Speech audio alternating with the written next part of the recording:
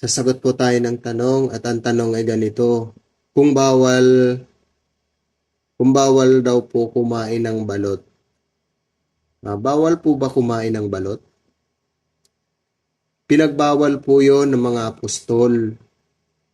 Ang apostol sinugo ng Panginoong Hesus. At ang Panginoong Hesus naman ay sinugo ng Ama.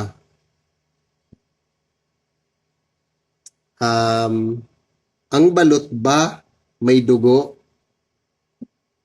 Kung may sisiw, di may dugo. Di ba?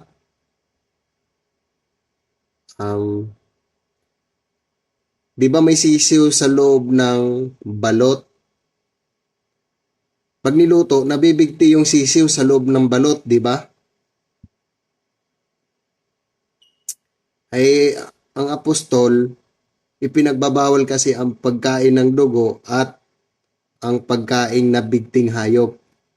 Basahin po natin yung Gawa 15, verse 19 hanggang 20. Tapos 28 hanggang 29. Ganito ang nakasulat sa Gawa 15, verse 19 hanggang 20. Dahil dito'y ang hatol ko ay huwag nating gambalain yaong sa mga hintil ay nangagbalik loob sa Diyos.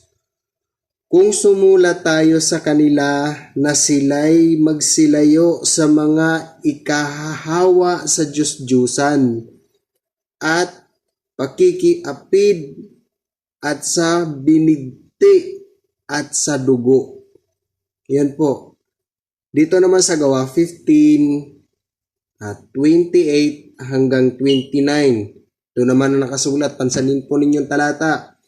Sapagkat minagaling ng Espiritu Santo at namin na huwag kayong atangan na lalong mabigat na pasanin maliban sa mga bagay na ito na kinakailangan na kayo'y magsiilag sa mga bagay na inihanda sa mga Diyos-Diyusan at sa dugo at sa mga binigti at sa mga pakikiapid. Kung kayo'y mangilag sa mga bagay na ito, ay ikabubuti ninyo. Paalam na sa inyo. Bye-bye!